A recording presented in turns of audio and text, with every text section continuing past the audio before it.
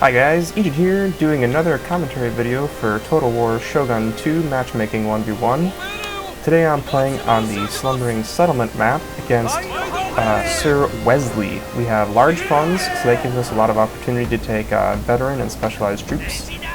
Quick rundown, I got 5 Katana Samurai, 4 of them are veteran units, 2 Nodachi Samurai, 1 of them's vet, 2 veteran Yari Samurai, 3 vet Yari Cavalry, they are back here.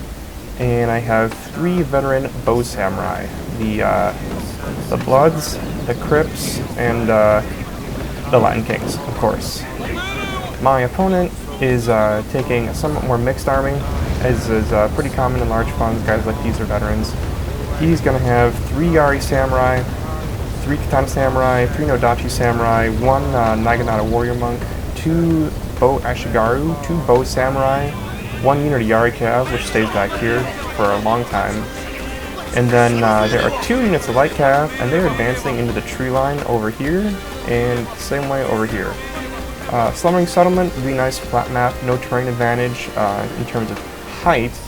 However, these trees are going to provide cover to archers, which could give me advantage if I chose to camp, but I wanted to contest him taking the workshop here, which is one of the key buildings.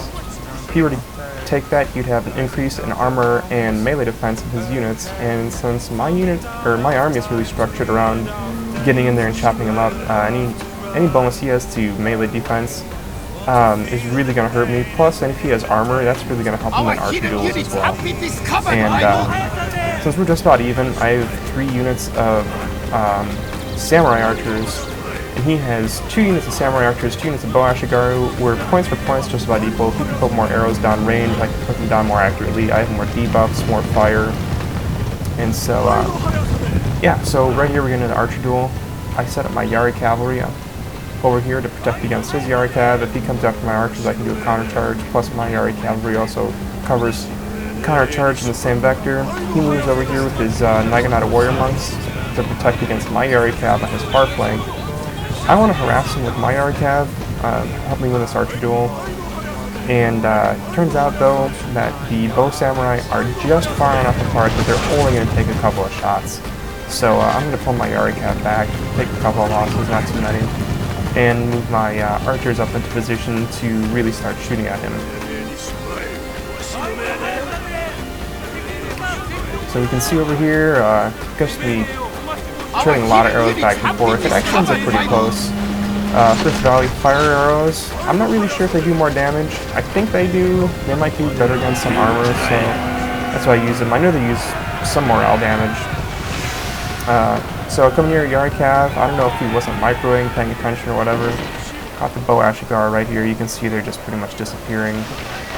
He doesn't even react except until the Yari Samurai come up right here.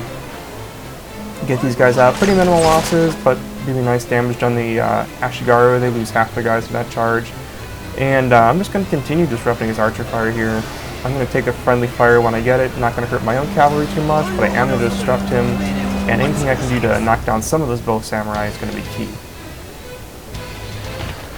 So still just microing my Yari Cav around. Going to get charges whenever I can. Yari Cavs have a huge charge bonus. And you can just see that they slam into these Bow Ashigaru, and they just kind of cause a lot of damage there. And I think I ended up killing a whole bunch of archers right there. Post-game, that unit of Yari Cavalry had, I'm not sure how many kills, but I think it had close to around 20-30. Really good exchange there, and interrupting him while I attacked with archer fire. Really smart move. He walked these cavalry up through the forest. I did not even catch this light cav coming at my archer line. And when his units pushed out against my cavalry, I wanted to punish them with my samurai archers. So they were totally out of position. Excellent play here. He knocks off a bunch of Bloods. And over here, the Latin Kings are really going to take it hard from the light cavalry. Only my Crips have time to get back to the line, where the various units of samurai are going to be able to counter-charge versus light cav. I choose just to actually maintain my archers and take my beating so that they are pinned in place while my Yari Cav comes in and gets him. It's going to pretty much eliminate his light cav, and I have a little spreadsheet I keep open on the laptop next to my main computer. And I was pretty did a quick calculation, and he's not going to have any more surprises for me. So I felt really comfortable, you know, trading some guys here and complete wiping out his light cav. That's going to give me 3 units of cav versus just 1 unit of cav. Plus I have my Yari Samurai back here to counter any cav charge that he does. So taking care of his cavalry, I'm going to go in and punish his archers some more. I lost a lot here. I only have the crypts left. Well, okay, I have 3 bloods standing, but it's mostly just the crypts, and they're only at 2/3 strength. So any damage I can do here versus his bow samurai or Ashigaru is going to be really huge. And the result of that is that the only really functional unit he has is this unit of vanilla bow samurai here, 79 out of 80 or 90.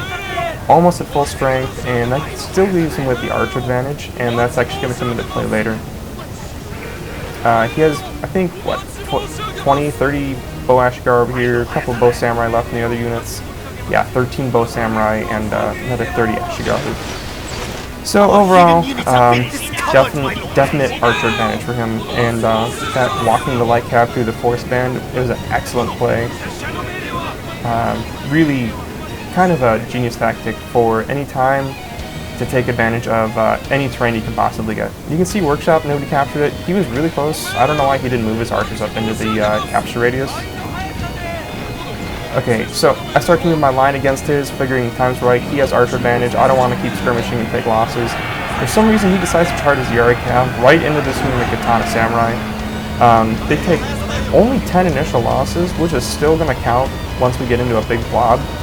But I have these guys perfectly set up over here, and those guys came in, quick counter charge, knocked off a whole lot of his Yari Cav. He's just trying to disrupt my movement, the formation advance here, so that his archers can do damage versus the Katana Samurai. And that's pretty important for him, but he doesn't even take advantage of it. He just pulls his bow samurai back behind his line while advancing his line. So if he had left his archers there and fired on my units, he would have had really great advantage. I see him, he's coming to countercharge. I reposition so that I have units to flow on either side of the workshop here.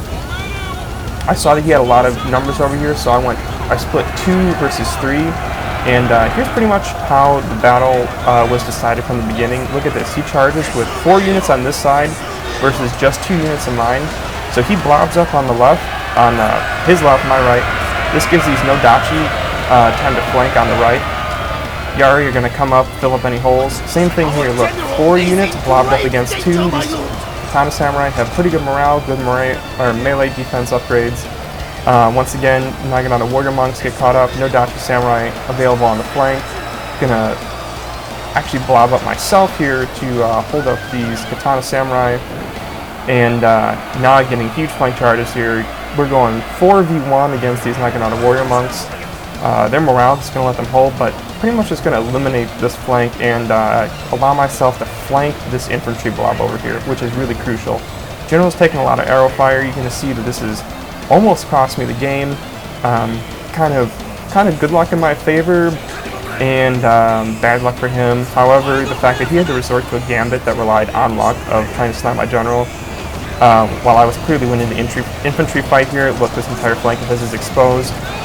That's kind of bad news for him. Over on this flank over here, you can see Yari Cav came in here, causing huge morale damage versus Katana Samurai. I'm still moving my general around, trying to dodge his arrows, and now his flank is quickly crumbling over here. Bleh. And holds on just a little bit longer, while the infantry blob over here is really going in my favor. You can see these dark units here. This is all his stuff, and this pink and white line coming around the side here. I have his flanks turned completely, and he's going to be taking morale penalties here, Yari Samurai, and as soon as this unit of Yari Samurai disappears, these no Dachi Samurai and Katana Samurai, and even a couple units of Yari Samurai here is just going to crash into the flank of this other unit and set up for a chain rock. So I went for a gambit here, trying to kill out his archers. He successfully defended with his Yari Samurai. Now he charges into my rear. Not so bad. Yari Samurai don't have the greatest charge bonus, and they don't do a lot of damage to swords. So that's bad, but not ideal. But I completely won this flank over here, and these guys are going to be free to come on to his other flank over here. Now, here's exactly what I was talking about with the luck. My general somehow makes it alive after being in stand and shoot. If he'd managed to snipe off my general with his archers, that would have been game over real quickly. But instead the general just flees, so I can't provide morale to my units, but I do not take the morale hit for losing the general, which is pretty key. Over here he tried charging his general into the rear of my flank blob, and I did keep the Yari samurai on the back of the blob, which gives them the ability to sort of quickly disengage from melee combat without too many penalties. Countered his general. He did not want to stay in combat with the Yari samurai. So guys over here end up running. My right flank's coming to pincer his guys, and he actually broke the middle units here. He went 4 versus 3 and killed them in the long run, but not before he could escape getting pincered from both sides. So looking pretty desperate here. I managed to catch his archers with the Nodachi Samurai from my right flank. You can see those guys all disappear. That's going to cause morale penalties all the way around. Rally is still in effect for my guys. Banzai still on the Nodachi Samurai here just to finish off the last of the units. And when he charges in his bodyguard, that pretty much is going to be game over in there with the whole blob of infantry. So overall, really great game for my opponent. He did a good job of absorbing my charge, and he actually managed to win in the middle, which would have been really great if he had had the units left to exploit it.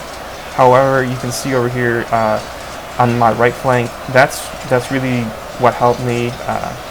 I was able to concentrate my forces against his units and get that flank charge with the Nodachi Samurai, which is the ideal situation for them.